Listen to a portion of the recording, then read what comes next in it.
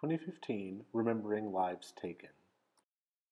Crime against people of the disability community isn't something new. This can happen to anyone. Such crimes involve rape, sexual assault, robbery, aggravated and simple assault. Within the past 5 years, over 70 people with disabilities have been murdered by their parents.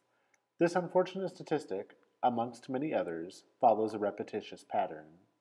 When a person who is considered to be the primary caregiver is found guilty of killing their child or whom they were caring for, justice isn't served at the highest standards. The caregiver is seen to be the victim in these cases, and the person with the disability is considered the burden. Sympathy is then inappropriately credited, resulting in later sentences during trial. The true victims are then forgotten and viewed as responsible for their own murders. This is also granted whether the caregiver is actually sentenced. Victimization rates are higher for people with disabilities. According to the National Crime Victimization Survey, persons with disabilities aged 12 and beyond between the years of 2009 and 2012, the following statistics were found. 1.3 million non-fatal violent crimes occurred with people with disabilities in 2012. In 2012, the age-adjusted rate of violent victimization for persons with disabilities, 60 per 1,000 persons with disabilities, was nearly 3 times the rate among persons without disabilities, 22 per 1,000 persons without disabilities.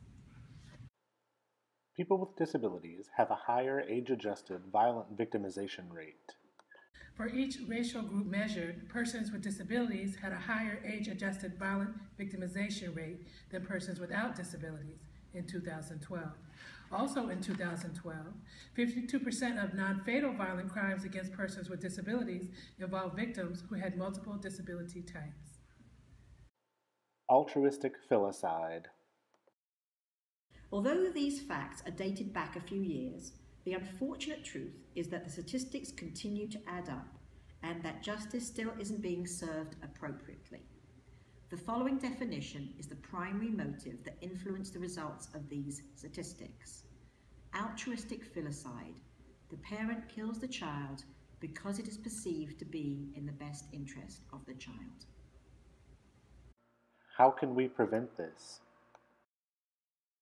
Provided by the Anti-Filicide Toolkit.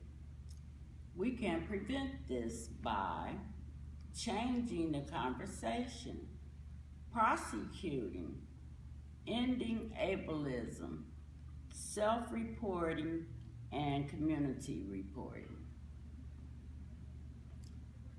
What to do if this happens in your community? What do I do if this happens in my community? Get the language right. Hold a vigil. Watch the media. Push back. Sentencing. Call for hate crimes legislation. Hold the justice system accountable.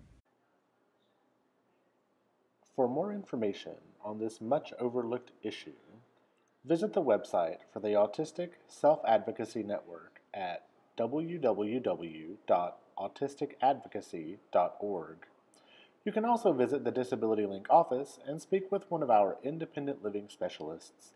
Find us on the web at www.disabilitylink.org.